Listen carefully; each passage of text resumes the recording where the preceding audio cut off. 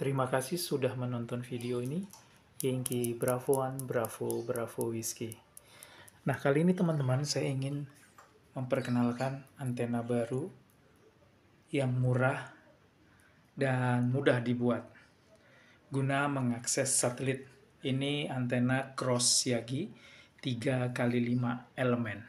Jadi VHF-nya 3 elemen dan UHF-nya 5 elemen. Dengan bahan-bahan yang mudah. Nah, saya mempergunakan elemen ini kualitas rak piring dan juga boomnya kualitas rak piring ya teman-teman. Ini ukurannya 5 mili untuk elemennya, semua elemen di sini ukurannya 5 mili dan juga saya mempergunakan kabel Glen. Ini bahan-bahan dipergunakan kabel Glen seperti ini gunanya untuk mengerem ya. Mengerem supaya dia tidak lolos nih seperti ini teman-teman. Supaya dia tidak lolos dari elemennya tidak lari ketika sudah diberi lubang seperti ini kan. Kalau dimasukkan nanti dia kalau tidak ada kabel Glen dia akan lolos. Nah, ini penampakan antena Cross Yagi CBR. CBR itu bukan merek Honda tapi cabai rawit teman-teman. Nah, seperti ini ya. Sangat mudah dibuat, sangat murah dan bisa berkekuatan 12 dB untuk VHF-nya ya. Dan UHF-nya itu sekitar 13 dB sesuai rumus dari Yagi Uda yang saya pergunakan. Jadi rumus itu menunjukkan kekuatan dB dan pola pancarannya ya. Dari front to back apakah semua power yang dikeluarkan akan keluar atau kembali ke belakang menjadi RF balik. Antena ini mempergunakan sistem matching dengan gamma match ya teman-teman. Ini juga sangat mudah dibuat gamma match ini. Nah, jadi ini adalah keseluruhan antena cross Yagi yang dapat teman-teman nanti buat dengan kekuatan yang besar, makanya diberi nama cabai rawit. Panjang boom ini hanya 75 cm dan panjang elemen dari titik teratas sampai titik terbawah ini hanya 50 cm. Jadi mudah dibuat. Nanti kita akan melihat skemanya.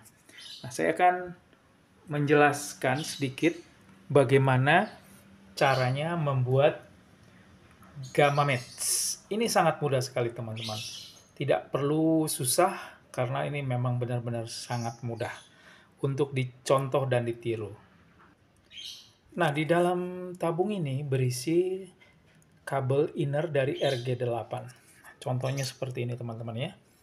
Nih, seperti ini contohnya. Jadi sangat mudah. Ini panjang sleeve tabung ini. Tabung ini berdiameter 9 mili. 9 mili tabung ini. Kita potong, ini panjangnya untuk sleeve-nya ini 20 cm dan kabelnya juga 20 cm saya pergunakan. Nanti teman-teman kalau mau mencari titik frekuensi matching tinggal digeser. Kalau misalnya teman-teman mau frekuensi untuk mengakses satelit di 145880 bila masih terlalu rendah diturunkan. Tapi kalau sudah terlalu ketinggian ini dinaikkan, digeser ke kanan untuk fit ini ya. Nah, cara membuatnya saya hanya mempergunakan ini, tabung ini, dan juga untuk ini, untuk konektor ini, saya mempergunakan plat seperti ini teman-teman, yang dibengkokkan saja sehingga kita bentuk menjadi seperti ini. Ini plat yang tidak tebal, mungkin hanya 3 mili atau 2,5 mili atau 2 mili ini saya belum mengukurnya, tapi ini mudah dibengkokkan sehingga kita bisa membentuk seperti ini teman-teman. Ini tidak sulit karena memang benar-benar mudah. Nah. Lalu jarak ini dengan elemen 5 mili ini adalah 4 cm. Jadi titik yang ini adalah titik tengahnya konektor ini. Saya balik ya supaya biar lebih jelas. Seperti ini teman-teman ya. Jadi titik ini, sebentar biar lebih jelas. Nah, titik ini menuju elemen ini jaraknya adalah 4 cm. Ya. Jadi titiknya ini jaraknya 4 cm. Saya gunakan 4 cm. Pertanyaannya, kalau 5 cm boleh nggak? Boleh. 3 cm boleh nggak? Boleh. Lalu efeknya apa berpengaruhnya pada panjang ini nanti. Kalau teman-teman mencontoh dengan 4 cm, gunakan panjang ini untuk tabungnya dan isinya 20 cm untuk VHF. Ya. Nanti untuk UHF, yang di sini, untuk UHF ini juga sama. Saya gunakan sama teman-teman, jaraknya juga sama, titik ini ke sini, ke feed point ini 4 cm jaraknya ya, dari sini ke sini. Lalu panjang sleeve ini adalah 6 cm, dan dalamnya juga innernya saya kasih 6 cm. Nah, ini adalah klem yang tadi saya buat. Jadi semudah mungkin teman-teman, kalau nggak ada yang ini, yang penting digunakan bahannya bisa terkoneksi dengan baik, lalu dibuat klem untuk bisa menjepit, karena ini harus terkoneksi antara ini dan ini. Ya, untuk slip ini dan elemen, jadi biar terkoneksi. Sangat mudah teman-teman. Seperti ini penampakannya, tidak terlalu sulit. Dan memang tidak sulit. Nah, ini dibolongin di sini ya, untuk nanti kita bisa memasukkan elemennya nih. Untuk memasukkan elemennya seperti ini ya. Nah ini gunanya teman-teman. Gunanya slip ini untuk menahan supaya dia sesuai dengan ukuran yang kita butuhkan. Dan nanti dia di tengah ya, supaya dia tidak lari kanan kiri.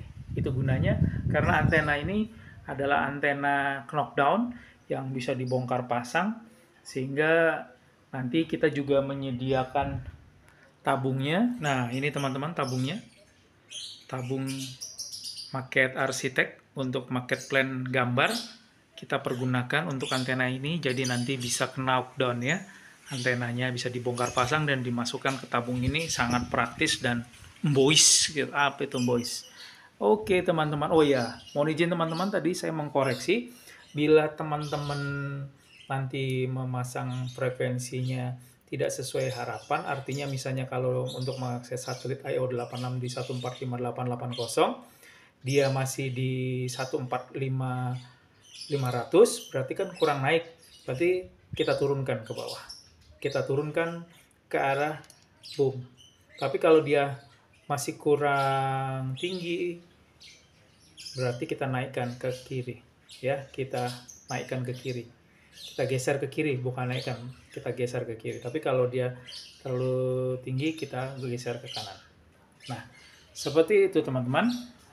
Sekarang kita akan melihat skema dari antena ini, agar teman-teman, ini yang terpenting karena jarak antar elemen ini bukan kata orang, tapi kata rumus Iyagi Uda. Sehingga kita tidak lagi seperti zaman jadul, ini katanya panjangnya, jaraknya antara elemen 1 ke elemen 2, misalnya 15 cm, yang ini 30 cm, yang ini 15 cm. Nah, tidak seperti itu, tapi kita berdasarkan rumus Iyagi Uda, sehingga kita mendapatkan hasil yang maksimal dari antena ini. Walaupun ini hanya berbahan elemen dari rak piring. Harga elemen ini murah teman-teman, per batang 6 meter ini hanya sekitar 30 ribu. Kalau satu elemen berarti bisa dapat dua antena ya untuk VHF. Nah, jadi teman-teman nanti beli dan bikin bareng sama teman-teman yang lain di lokal teman-teman, sehingga bisa berbarengan membuat antena ini sehingga bisa lebih murah. Karena harganya juga yang seperti saya bilang tadi 100 sampai 130 ribu saja. Yang mahal itu adalah konektornya teman-teman. Konektor ini. Nah, oh ya, ini kabel jumper yang kita pergunakan ya. Kabel jumper yang kita pergunakan masuk ke radio, panjangnya ini 97 cm. Sekali lagi panjangnya 97 cm kabelnya ya. Kabelnya panjangnya 97 cm baik VHF dan UHF. Nah, teman-teman, kita beralih kepada komputer agar kita bisa lihat skemanya. Nah, oke teman-teman, ini skema dari antena cross yagi cabai rawit. Ini hitungan untuk reflektor, ya teman-teman. Ini panjangnya reflektor itu 105, drivennya 95, dan direktor satunya 90. Lalu jarak antara reflektor 105 ke driven yang 95 itu jaraknya 20 cm, dan jarak dari reflektor ke driven 1 itu 50 cm. Jadi dia panjangnya adalah 50 cm untuk panjang boomnya ya. Nanti teman-teman buat dulu, lobangi dulu dengan jarak ini. Kita lihat supaya teman-teman agak mendapat gambaran. Nah, ini bentuk antenanya teman-teman ya. Nah, ini reflektor yang paling belakang. Ini apa drivernya yang nomor 2 dan nomor 3, driver one-nya ini yang paling depan. Nah, jarak dari reflektor ke driven one ini yang paling depan 50 cm, dan jarak dari reflektor ke driven ini 20 cm ya, 20 cm ini. Sini tertulis, dan panjang masing-masing yang paling belakang 105, drivennya 95, dan untuk driver one-nya adalah 90 ya teman-teman ya. Nah, demikian untuk gambar dari skema antena ini untuk VHF. Nah, kita akan melihat sekarang adalah pola pancaran. Nah, ini pola pancaran dari antena ini, teman-teman. Ini yang seharusnya kita perhatikan untuk membuat antena ini adalah pola pancaran atau front to back. Ini ke kanan adalah aliran arus RF yang akan disebarkan melalui antena. Dari radio ke antena, dan antena akan menyebarkan polanya seperti ini. Ini tidak terlalu lancip, juga tidak terlalu lebar, tapi dia front to back-nya, RF baliknya hanya sedikit. Kalau teman-teman melihat video sebelumnya, pada antena Panser, ini front to back-nya juga sama, dan saya sebut adalah ikan buntal ya. Jadi ekornya ini tidak besar, tidak melebihi putaran pertama dari lingkarannya ini. Dan kekuatan dB-nya adalah 12,6 desibel. Ini berdasarkan hitungan rumus dari Yagi Uda. Jadi bukan kata saya, tapi kata rumusnya, dan ini memang kualitasnya besar. Kalau 12,6 desibel kekuatan pancaran, teman-teman memancar dengan 10 watt, HT-nya 10 watt, itu dikali 10, berarti 12 kali 10 itu ada 120 watt kekuatan pancaran. Kalau Anda pergunakan 5 watt, berarti ada 60 watt yang akan dipancarkan. Nah, ini pola pancarannya, teman-teman. Sangat bagus sekali. Keluarannya keluar semua, dan sedikit yang RF baliknya. Nah, sekarang kita akan melihat untuk skema dari UHF ya. Nah, ini bentuk antenanya, teman-teman. Ini bentuk antenanya, kita melihat dulu ukurannya. Ini ukurannya. Jadi panjang reflektornya itu 34,3, drivernya 33 cm, tentu satuannya teman-teman. Dan direktor satunya itu 31,5, direktor 2-nya 30,8, dan direktor 3-nya 30. Nah, ini panjang elemen yang teman-teman harus potong nanti pada elemen 5 mili, dan jarak reflektor ke driven itu 15 cm, jarak reflektor ke driven 1 itu 18 cm, jarak reflektor ke driven 2 itu 32 cm, jarak reflektor ke driven 3 itu 46 cm ya. Jadi itu yang kita pergunakan jaraknya berdasarkan skema yang sudah saya hitung, dan hasilnya sangat baik tadi. Kembali kita melihat gambar dari UHF-nya ya. Nah, ini bentuk dari UHF-nya. Ini reflektor, ini driven 1, driven 2, driven 3. Nah, ini panjangnya 34,3, ini 33, sorry. Ini 31,5, dan ini 30,8, ini 30 ya. Dan ini panjangnya, sorry, bukan panjang, jarak antara driven 3 ke reflektor 46 cm. Driven 2 ke reflektor panjangnya 32. Reflektor ke driven 1 ini, yang nomor 1 ini adalah 18. Dan reflektor ke drivernya ini adalah 15 cm. Nah, teman-teman pastikan mengukurnya tepat sesuai dengan rumus ini sehingga menghasilkan pancaran yang besar juga. Kita akan melihat tadi front to back atau pola pancarannya ya. Oh, bukan ini. Ini adalah skema dari Wolf. Nah, ini teman-teman. Oh, ini sangat besar sekali, 17,12 dB. Kekuatan pancaran dari UHF-nya itu 17,12 dB. Kalau dikali 10 berarti 170 watt yang kita pancarkan ya, kalau kita pergunakan HT 10 watt. Nah, ini pola pancarannya teman-teman, juga lancip, dan front to back-nya juga kecil, walaupun melebihi sedikit dari lingkaran 1, tapi ini masih sangat baik, 5 elemen ini. Dan pola pancarannya seperti ini. Front to back-nya sangat kecil dan antena ini layak kita pergunakan untuk cross Yagi. Nah, ini adalah skemanya teman-teman.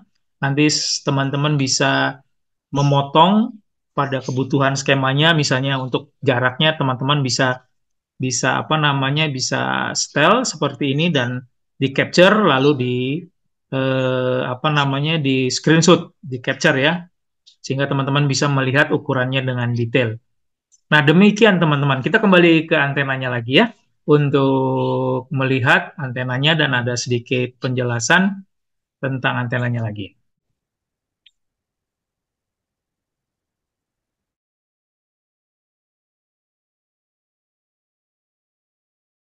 Nah, teman-teman, kita kembali pada video antena. Jadi yang perlu saya tekankan di sini, nanti pertama kali ketika teman-teman ingin membuat antena ini, ukur teman-teman dari VHF ya. Ini yang VHF, dari titik paling atas ini kita posisikan ya, terserah teman-teman. Misalnya dimulai dari sini atau lebih bawah silahkan. Saya memulainya tepat pada, jadi hasilnya tepat seperti ini di sini. Dari driven 1 ini ke reflektor paling bawah ini, jaraknya adalah 50 cm. Jadi kita buat dulu ini yang VHF. Setelah kita mendapatkan jarak 50 cm, baru 50 cm itu dari reflektor menuju driven 1 yang paling depan ya, paling ujungnya. Nah, yang drivennya diukur dari reflektor ke driven ini yang ada gamma match-nya adalah 20 cm. Jadi jarak antara ini dan ini ya, antara ini dan ini 20 cm. Antara ini sama yang paling depan ini adalah 50 cm. Nah, setelah itu terbuat, baru teman-teman melubangi atau ngebor ya. Jadi pastikan ngebornya itu kalau bisa pakai bor duduk teman-teman, sehingga dia akan lurus. Biasanya kalau pakai bor tangan tuh nanti kalau setelah dibor dia hasilnya bisa miring begini. Gitu ya. Jadi tidak presisi rata. Ya, kalau teman-teman tidak punya bor duduk, nggak usah beli bor duduk. Kita cari tukang bubut, minta tolong diborin ya. Paling satu lubang Rp1.000. Kalau ini ada berapa? 5 kali 3 ada 8 lubang, berarti 8.000 ya, kasih 15.000, oke lah ya. Orang bahan dari aluminium jemuran ini sangat-sangat enak dan tidak terlalu sulit dibor gitu ya teman-teman. Baru setelah selesai membuat yang VHF, teman-teman membuat yang UHF. Dari driven 3 ini sampai ke reflektornya itu jaraknya 46 ya, sesuai skema tadi. Ikuti skemanya, jaraknya antara ini dan ini, lalu ini driven ke driver 1 ini jaraknya ada, bukan dari sini jaraknya ya, tetap dihitung jaraknya itu dari reflektor. Semua dimulai dari reflektor. Kalau mau menghitung jarak ini, bukan dihitung jarak keduanya, tapi dari reflektor. Nah, ikuti rumusnya teman-teman, dan teman-teman akan menemukan hasil yang terbaik. Oh ya, satu tip lagi, kalau teman-teman memang, wah saya mau pakai aluminium alkan supaya hasilnya lebih baik, itu akan lebih maksimal sesuai dengan skema yang tadi kita lihat, kualitas dB-nya kalau VF 12 berarti dia akan 12 murni. Tapi kalau ini pergunakan aluminium jemuran, apakah 12 dB? Tentu tidak. Ya, 9, 8, ya sudah lumayan bisa keluar. Oh iya, kalau saya mau contoh ini untuk bahannya, materialnya dari meteran, bisa nggak? Bisa, tapi tidak sepenuhnya akan sesuai dengan hitungannya. Karena apa? Karena lebarnya beda dengan meteran. Ini bulat, bentuknya bulat ya teman-teman ya. Bentuknya ini bulat, jadi tidak seperti apa namanya, tidak seperti sebentar. Yes, ini bulat. Kalau meteran kan lebar. Itu tentu ukurannya akan berbeda. Tapi apakah bisa? Bisa, walaupun hasilnya tidak sesuai dengan rumusnya 12 dB. Ya, mungkin 5-6 dB, tapi bisa. Demikian teman-teman, untuk penjelasan singkat video ini, semoga bermanfaat. Di bulan Ramadan ini, sambil mengisi waktu luang, teman-teman bisa membuat antena dan bisa mencoba mengakses pada satelit. Dan ini nanti selanjutnya kita akan mencoba mengakses satelit-satelit yang akan melintas. Terima kasih sudah menonton. Yankee Bravo 1, Bravo, Bravo Whiskey. Salam manis, 73.